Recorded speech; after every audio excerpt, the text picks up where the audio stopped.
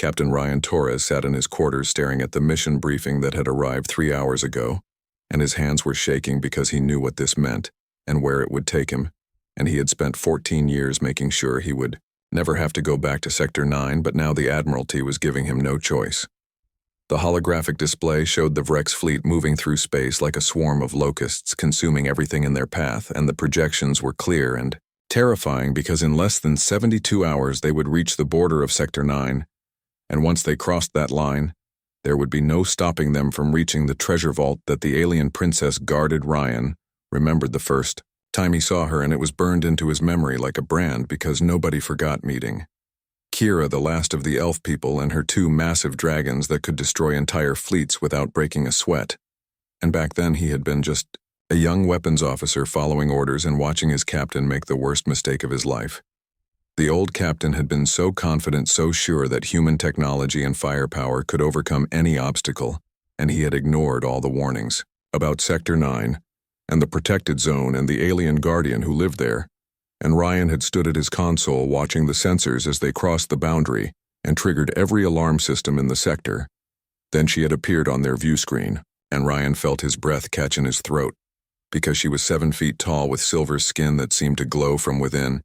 and her eyes were the color of deep space itself, holding depths that made him feel small and insignificant, and behind her throne he could see the shadow of something massive moving in the darkness.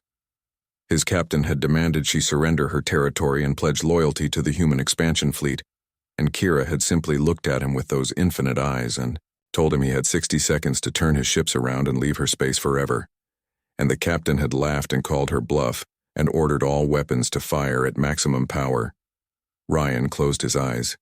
remembering what happened next, because the dragons had appeared from nowhere. 2 creatures each the size of a heavy cruiser with scales that shifted between gold and crimson, and wings that seemed to fold space itself. And their roar had made every ship in the fleet shake and rattle, and then they opened their mouths and breathed fire that burned hotter than any star within 5 minutes. Half the fleet was disabled and floating dead in space with their hulls melted and their weapons systems destroyed, and their life support failing, and the dragons had not even seemed to try very hard. And Kira had watched it all from her throne with an expression of sadness and disappointment, and she had let the survivors leave, but only after making them promise to never return.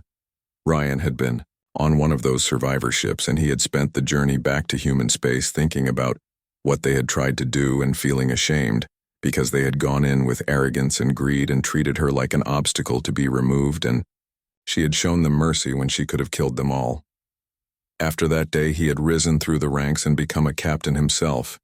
and he had made sure his career took him far away from Sector 9, and he had never spoken about what happened there except in official reports, and he had hoped he would never have to face her again or remember the way she looked at them with such disappointment. But now Admiral Patterson was ordering him to return because the Vrex were coming and the intelligence. Reports said they were after the ancient technology that Kira guarded, and if they got their hands on those weapons, humanity would be finished, along with every other species in the galaxy, and Ryan was the only captain who had ever met her and survived. He stood up and walked to the window of his quarters, looking out at the stars and wondering if she would even remember him, or if she would just destroy his ship the moment he entered her space, and he could not blame her if she did because humans had proven they could not be trusted, and violence was always their first choice. His executive officer, Commander Lisa Martinez, knocked on the door and entered without waiting for permission, because she knew him well enough to know when he needed company, and she had read the same briefing and understood what it meant, and she sat down across from him and waited for him to speak.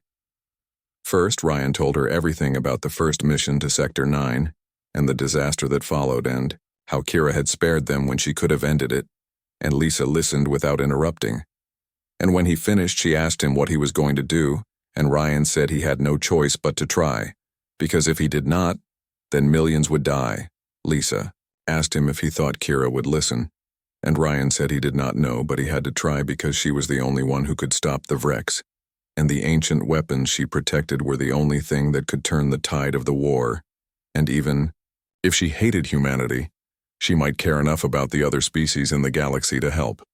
They spent the next hour going over the mission plan and preparing the ship for departure, and Ryan handpicked his crew. making sure to choose people who understood diplomacy and restraint and who would not repeat the mistakes of the past. And he made it clear that anyone who disobeyed his orders or showed aggression toward Kira would face immediate court-martial. The ship launched at dawn and began the 3-day journey to Sector 9, and Ryan stood on the bridge watching the stars stream past and thinking about what he would say to her and how he would convince her to trust him when his species had given her every reason not to. And he practiced his speech over and over, but nothing sounded right. On the second day of travel, they picked up wrecked scout ships on long-range sensors, and the enemy was moving faster than intelligence had predicted, and Ryan realized they had less time than he thought, and he ordered maximum speed even though it would strain the engines and use up their fuel reserves. Lisa came to him that night and found him in the observation deck, staring at the stars, and she asked if he was scared, and Ryan admitted that he was terrified because he was about to face someone who could destroy him with a thought, and ask her for help after his people had tried to steal from her, and he did not know if he was brave or just desperate. She told him that courage was not the absence of fear but the willingness to do what was right despite being afraid, and that Kira must have seen something in him 14 years ago, because she let him live when she could have killed him, and maybe that meant something, and maybe she would remember. The third day arrived and they approached the boundary of Sector 9, and all the warning beacons started flashing and the automated message played in Kira's voice telling them to turn back or be destroyed. And Ryan took a deep breath and opened a direct channel to her private frequency and waited to see if she would answer or if her dragons would simply appear and end everything before he could speak. The view screen flickered with static and interference, and for a long moment Ryan thought she would not answer, and his crew held their breath watching and waiting. And then the image resolved, and there she was, exactly as he remembered her after. 14 years in time seemed to have no meaning for her because she looked unchanged and ageless. Kira sat on her throne of crystal and ancient metal, and behind her one of the dragons was coiled like a massive serpent with its head resting on a pillar and its eyes glowing like molten gold, and the other dragon was somewhere in the shadows moving with sounds like distant thunder, and Ryan could feel the power radiating from the screen itself. She looked at him with those deep space eyes, and there was no recognition in them at first, just the cold assessment of a predator deciding whether something was prey or threat, and then something shifted in her expression, and she tilted her head slightly and spoke his name, and her voice was like music played on instruments that no longer existed. Ryan was surprised she remembered him, because he had been just one junior officer among hundreds on that failed mission, and he had not even been important enough to speak during the confrontation, but apparently she had paid attention to all of them and stored their faces in a memory that spanned centuries. He began his prepared speech telling her about the Vrex threat, and how their fleet was approaching her sector, and how they sought the ancient weapons she protected, and how if they obtained that technology, every species in the galaxy would fall under their control, and extinction would follow for those who resisted. Kira listened without interrupting, and her expression remained neutral and unreadable, and the dragon behind her raised its head and watched Ryan with intelligence that was frightening, because these were not simple beasts, but thinking creatures with minds as sharp as any human, and loyalty that ran deeper than blood. When Ryan finished speaking, there was silence, and he waited, feeling sweat run down his back despite the climate control, and his crew was frozen at their stations, afraid to move or speak. And then Kira leaned forward on her throne and asked him why she should care what happened to humanity or any of the other species. Her words cut through him because they were fair and justified, and his people had come to her home with weapons and demands and tried to take what was not theirs, and she had shown mercy,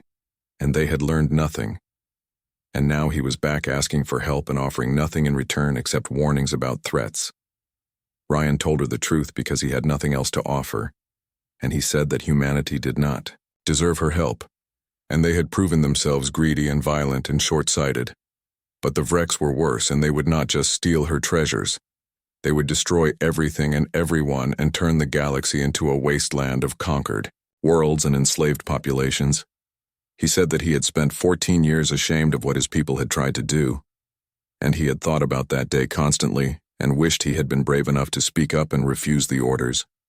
And maybe if he had, the disaster could have been prevented, but he had been young and scared and he had stayed silent. Kira stood from her throne, and she was even more imposing, standing at her full height. And she walked closer to the screen, and Ryan could see details he had missed before, like the faint patterns on her silver skin that looked like constellation maps, and the way her hair moved as if underwater, and the ancient sadness in her eyes. She told him that she had lived for over 800 years, and she had seen species rise and fall and civilizations burn and rebuild, and through it all she had guarded the vault because her people had made her promise before they died, and she was the last keeper of knowledge that could reshape the galaxy. The treasures in her vault were not just weapons but tools for healing planets and restoring atmospheres, and building cities that could house billions, and technology for traveling between dimensions, and ships that could cross the galaxy in days instead of months, and power sources that would never run out and never pollute. Her people had created these wonders, and they had wanted to share them with species that were ready and wise enough to use them responsibly. But they had also known that such power in the wrong hands would bring destruction, and so they had created tests and guardians, and Kira was the last of those guardians. She said that humanity had failed the test 14 years ago when they came with warships and demands instead of curiosity and respect, and she had let them go hoping they would learn and grow. But they had not changed, and now they only came back because they needed something, and not because they had become better. Ryan felt the weight of her words and knew she was right, but he also knew that sitting back and letting the Vrex win would mean the end of everything, and he asked her what about the other species who had done nothing wrong and who would suffer if she did nothing. Kira's expression softened slightly, and she said that she had met many species over the centuries, and some had been kind and some had been cruel, and humanity fell somewhere in between, and she had hoped they would grow into their potential. But they seemed determined to repeat the mistakes of every other young species. The dragon behind her moved forward, and its head came into view on the screen, and it was massive with horns like twisted spires and teeth that could bite through starship hull plating, and it looked at Ryan with eyes that held more intelligence than he had in most of his crew. Combined, Kira placed her hand on the dragon's snout, and the creature made a sound like a purr mixed with thunder, and she said that these dragons were not pets or weapons but her family and the only companions she had left, and they had been with her for 5 centuries. And they understood loss and loneliness better than any human ever could. She asked Ryan what he would sacrifice to gain her help, because nothing came free, and if humanity wanted her protection and access to the ancient weapons, then they would have to prove they were worth saving, and she would not settle for empty promises or diplomatic words. Ryan thought about what he could offer, and he knew that material things meant nothing to her because she had treasures beyond counting, and military support was laughable because her dragons could destroy fleets. And then he realized what she wanted was not things, but change, and proof that humanity could be better. He told her that he could not promise his entire species would change because he did not speak for all of them, but he could promise that he would change, and he would spend the rest of his life working to make humanity better, and he would stand against his own people if they tried to harm her or abuse the trust she might give them. Kira studied him for a long time, and the silence stretched until it became almost unbearable. And then she said that words were easy, and actions were hard, and she would give him a chance to prove himself. But if he failed or betrayed her, the dragons would hunt him across the galaxy, and there would be no mercy. She told him to come to her station alone and unarmed, and they would discuss terms, and if he brought weapons or tried any deception, she would know immediately, and his ship would be destroyed before he could blink. And Ryan agreed without hesitation, because he understood this was the only chance humanity would get. Ryan took the shuttle alone as instructed, and his crew watched from the bridge with worried faces because they knew if anything went wrong, there would be nothing they could do to save him, and Lisa had argued with him for an hour trying to convince him to bring at least one security officer, but he had refused. The journey to Kira's station took 20 minutes, and during that time, Ryan saw things that made him understand why she had been so protective of this sector, because the asteroid field around her home was filled with technology and structures that defied everything he knew about physics and engineering. There were platforms floating in space without any visible means of support, and they glowed with soft light that seemed to come from within the metal itself. And there were gardens growing in vacuum with plants that shimmered with colors that had no names, and crystalline towers that reached up from asteroids like the fingers of sleeping giants. The station itself was carved into the largest asteroid, and it looked like a palace from ancient Earth legends but built on a scale that made human architecture seem like children's toys. And the entrance was a massive archway guarded by statues of dragons, so realistic that Ryan half expected them to move. His shuttle landed in a bay that adjusted its gravity and atmosphere automatically, and when he stepped out, he found himself in a space that was larger inside than it should have been based on the exterior dimensions, and the walls were covered in markings that he could not read, but somehow felt important. Kira was waiting for him at the end of a long corridor, and she was even more imposing in person because the screen had not captured the way she moved with grace that seemed impossible for someone so large, and the air around her seemed to shimmer with energy and power. The two dragons flanked her, one on each side, and up close they were terrifying and magnificent, and their scales reflected light in ways that hurt to look at directly, and their presence was so powerful that Ryan felt like he could barely breathe, and his instincts screamed at him to run. But he forced himself to walk forward and maintain eye contact with Kira, because showing fear or weakness now would end any chance of an alliance, and he had to prove that humanity could stand with her as equals, even though everything about this situation made that seem laughable. Kira extended one hand in greeting, and Ryan took it, and felt electricity run through his entire body, and her skin was warm despite looking like metal, and her grip was firm but careful, as if she was constantly aware of her own strength and the potential to accidentally harm more fragile beings. She led him deeper into the station, through corridors that seemed to shift and change when he was not looking directly at them, and they passed rooms filled with treasures and artifacts and technology that made his mind struggle to comprehend what he was seeing. There were weapons that looked like they could crack planets in half, and healing devices that glowed with soft light and promised to cure any disease, and ships that were small enough to hold in one hand but supposedly could carry hundreds of people and travel faster than anything humanity had built. Kira explained that her people had been explorers and builders, and they had traveled the galaxy for thousands of years, learning and creating and sharing, and they had uplifted dozens of species and helped them reach the stars, and the vault was a collection of their greatest achievements. But then a plague had come, and it had been designed to target her people specifically, and despite all their technology and knowledge, they could not stop it. And within 50 years her entire civilization had fallen, and she was the only survivor, because she had been off-world when the plague reached its peak. She had returned to find her home,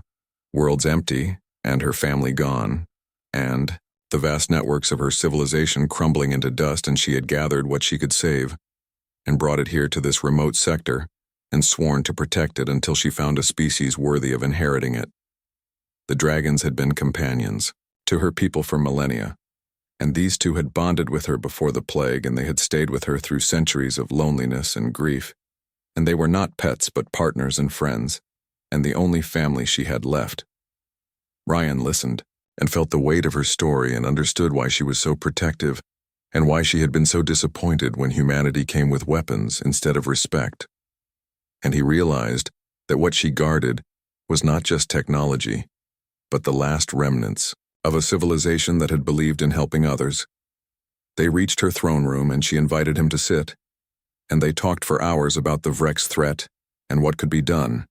and Kira showed him tactical displays that were far more detailed than anything human intelligence had gathered, and the situation was worse than he had thought. The Vrex fleet was not just large but organized in ways that suggested they had studied human and alien tactics and learned how to counter them, and they had weapons that could drain shields and disrupt communications, and their ships could regenerate damage faster than conventional weapons could inflict. Kira said that even with her dragons and the ancient weapons, defeating the Vrex would not be easy, and there would be casualties and sacrifice, and she asked Ryan again what humanity was willing to give in exchange for her help. Ryan thought carefully, because he knew this was the moment that would determine everything,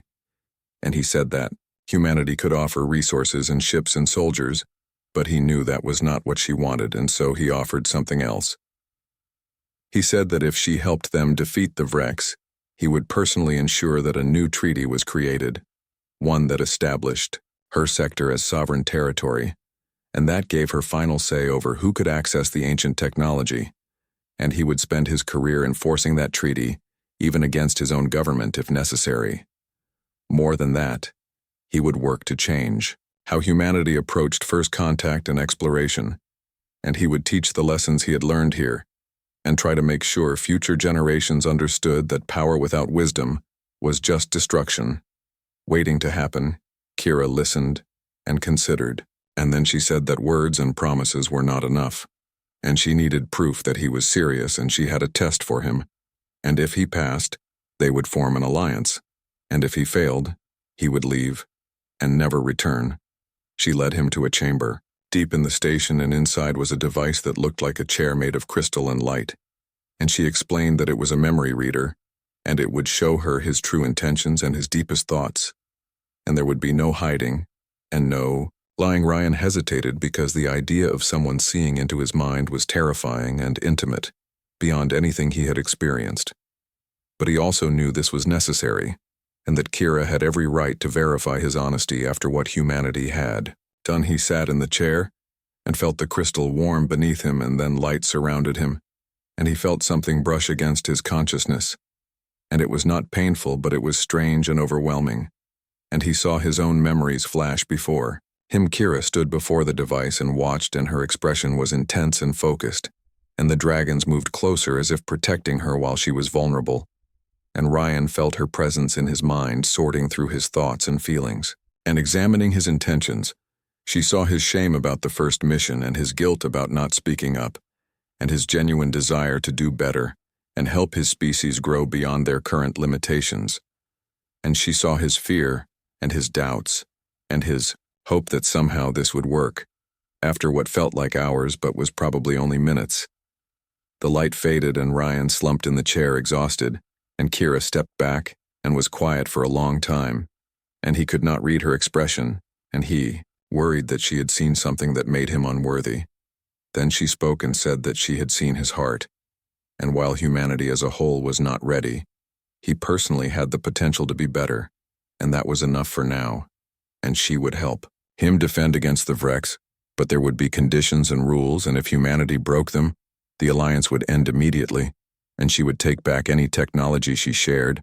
and the dragons would ensure no one ever entered her sector again. And Ryan agreed to all of it because he had no choice and because it was fair. The preparations for battle began immediately, and Kira moved with purpose and efficiency that came from centuries of experience, and she showed Ryan weapon systems that humanity had only dreamed about, and explained how they would coordinate the defense of Sector 9 against the approaching Vrex fleet. She brought him to an armory that stretched for what seemed like miles, and the walls were lined with devices that hummed with power, and she selected several that would be compatible with human ships and could be installed quickly. And these weapons used energy drawn from subspace itself and would never run out of ammunition. The dragons were restless and excited because they understood that battle was coming, and they had not fought in decades, and their intelligence and instincts made them perfect warriors. And Kira explained that they could coordinate with human pilots through a telepathic link that she would establish. Ryan returned to his ship with cargo pods full of technology and detailed tactical plans, and his crew stared in amazement as the ancient weapons were brought aboard, and engineers worked frantically to integrate them with human systems, and the weapons officer kept saying it was impossible. But the devices worked perfectly. Lisa pulled Ryan aside and asked him what happened on the station and what price Kira had demanded, and he told her everything about the memory reading and the conditions and the alliance, and she looked worried but also relieved, because at least now they had a chance. The Vrex fleet arrived 36 hours later, and they came out of hyperspace at the edge of Sector 9, with over 200 ships ranging from small fighters to massive dreadnoughts, and their formation was tight and professional, and they immediately began scanning for defenses. Kira's voice came through on all channels, and she warned them to leave or face destruction, and the Vrex commander laughed and said that one alien and her pets could not stop an entire fleet, and they had come for the ancient weapons and they would take them by force. What the Virex did not know was that Ryan's ship was not alone, and hidden throughout the asteroid field were 30 more human vessels equipped with Kira's weapons and waiting for the signal to attack, and more importantly, the Vrex had no idea what the dragons were truly capable of. The battle began when the Vrex opened fire on Kira's station, and their weapons were powerful enough to crack moons, but the station's shields absorbed the blast without even flickering, And then the dragons launched themselves into space, and what happened next would be talked about in military academies for generations. The first dragon, whose name was Ember, moved through space like fire given form, and she breathed plasma that burned hotter than the core of a star. And 3 Vrex dreadnoughts simply melted, their hulls turning liquid, and their crews dying instantly, and she moved so fast that targeting systems could not lock onto her. The second dragon, named Ash, was larger and more methodical, and he used his claws to tear through ship hulls like they were paper, and his tail could smash fighters into scrap metal with casual swipes,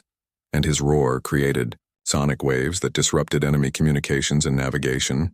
Ryan gave the order, and the hidden human fleet revealed itself and opened fire with the ancient weapons and beams of pure energy, lanced through space-cutting Vrex ships in half, and the enemy formation broke apart in confusion because they had expected easy prey, and instead found themselves in a trap. Kira herself took to the battlefield in a small fighter craft that moved with impossible grace and speed, and she wielded weapons that could disable entire ships without destroying them. And she was everywhere at once, coordinating the defense and directing the dragons and inspiring the human pilots. The Vrex adapted quickly because they were experienced warriors, and they focused their fire on the human ships, trying to eliminate the weaker allies first, and several human vessels took heavy damage, and Ryan watched helplessly as the destroyer called Columbia took a direct hit and broke apart. But every time a human ship was in danger, one of the dragons would appear and drive off the attackers, and Kira had made it clear that she would protect her allies, and that humanity's survival mattered to her now. And Ryan felt something shift in his chest, because this was what real alliance looked like. The battle raged for hours, and space was filled with debris and energy blasts and the screams of dying ships, and Ryan's crew worked until exhaustion, operating weapons and managing shields and coordinating with Kira's tactical network, and slowly they began to turn the tide. The Vrex commander realized he was losing and made a desperate gambit,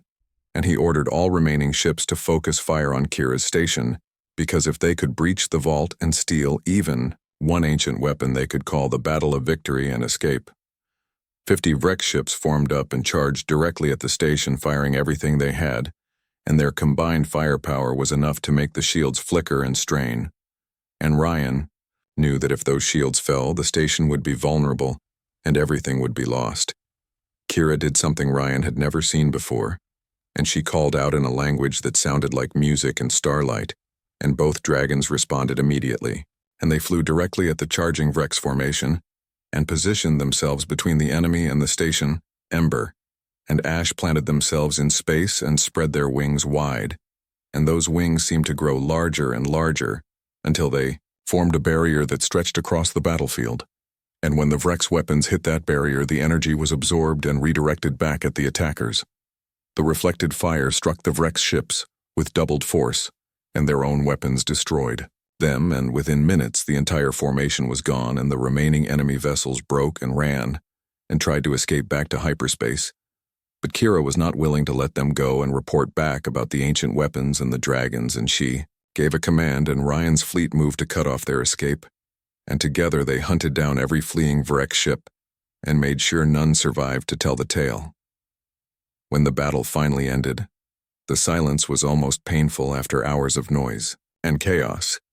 and Ryan slumped in his command chair and looked at the tactical display showing debris fields and damaged ships and the few human vessels that had been lost.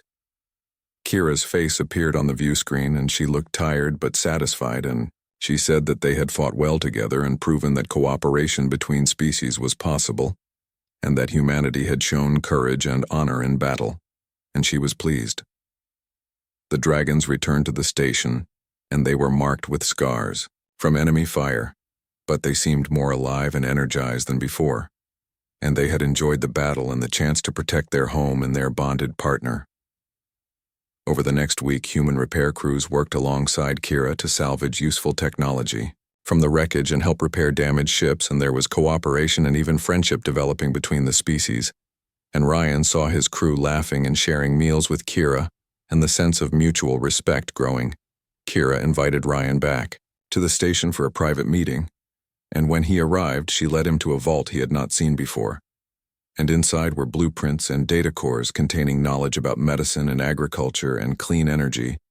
and ways to restore damaged ecosystems. She told him that humanity had earned the right to access some of this knowledge, not all of it, but enough to help them grow and improve their worlds, and she would work with him personally to ensure it was used wisely, and that proper safeguards were in place. Ryan felt tears in his eyes because this was more than he had hoped for, and more than humanity deserved after their past actions, and he thanked her and promised that he would spend the rest of his life honoring this trust and working to make humanity worthy of her faith. Kira smiled and said that she had been alone for so long, and having allies again felt right, and that maybe her people's legacy would not die with her, but would live on through the species she helped, and that thought gave her hope for the first time in centuries. The dragons approached, and for the first time they let Ryan touch them, and their scales were warm and smooth, and he could feel the intelligence and power within them, and they accepted him as part of the family, and that meant more than any treaty or agreement. 3 months after the battle, Ryan found himself dividing his time between his ship and Kira's station, because the alliance required constant attention, and there were agreements to negotiate and technology transfers to oversee, and cultural exchanges to facilitate, and he had become the bridge between two species. The Admiralty had been skeptical at first when he reported back about the alliance,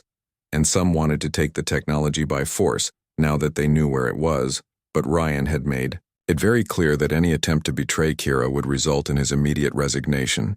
and he would personally warn her, and the dragons would destroy any hostile fleet. Slowly, the military leadership came to understand that cooperation was the only path forward, and that Kira's friendship was worth more than any weapon they could steal. And the treaty was formalized, and Ryan was promoted to admiral and given command of the new joint task force. Kira had opened small portions of her vault to human scientists, and the discoveries were revolutionizing everything from medicine to space travel, and diseases that had plagued humanity for centuries were being cured, and ships were being built that could travel twice as fast as before with half the fuel, but more than the technology. What changed was the attitude, and human explorers were being trained in new protocols about first contact and respect for alien cultures, and the lessons from Sector 9 were being taught in every academy. And Ryan himself gave lectures about humility and the cost of arrogance. Lisa had been promoted to captain and given command of Ryan's old ship, and she worked closely with Kira on security arrangements, and the two had developed a friendship based on mutual respect and shared combat experience, and sometimes Ryan would find them talking for hours about tactics and strategy. The dragons had become celebrities in human space, and there were documentaries about them and children's toys made in their likeness, and Ember and Ash seemed to find this amusing, and they occasionally appeared at official ceremonies, where their presence reminded everyone of the power and majesty of their alliance. Kira herself remained somewhat mysterious to most humans, and she rarely left her station, and when she did, it was always with purpose and dignity, and she had become a symbol of the ancient wisdom and patience that humanity aspired to, and her words carried weight across the galaxy. Ryan spent his evenings on the station learning about her people and their history, and Kira shared stories about the civilization that had died, and the wonders they had created, and the mistakes they had made, and the lessons they had learned, and he listened and tried to understand. She told him about the plague that had killed her people, and how it had been created by a rival species that feared her people's power, and how the war that followed had devastated both civilizations and left only ruins and regret. And she said that violence always cost more than anyone expected. He learned that her people had believed in growth through cooperation, and they had seen themselves as gardeners, helping younger species reach their potential, and the vault was meant to be a gift freely given when species were ready, and not a treasure to be hoarded or stolen. Kira admitted that her 800 years of solitude had been difficult, and there were times she had considered abandoning the vault and letting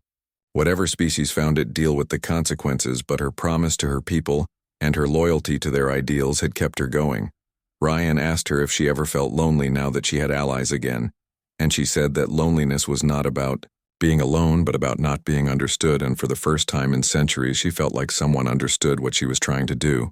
and why it mattered. They developed a partnership that went beyond military alliance and became something like friendship. And Kira began to trust Ryan not just with technology, but with her thoughts and feelings, and he realized that she had been waiting for someone who would listen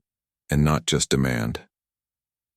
The dragons bonded with several human pilots and created a new squadron that combined human tactical thinking with dragon power and instinct, and together they patrolled the borders of known space and responded to threats and helped species that were in danger. News of the alliance spread, and other alien species began to reach out and ask for help,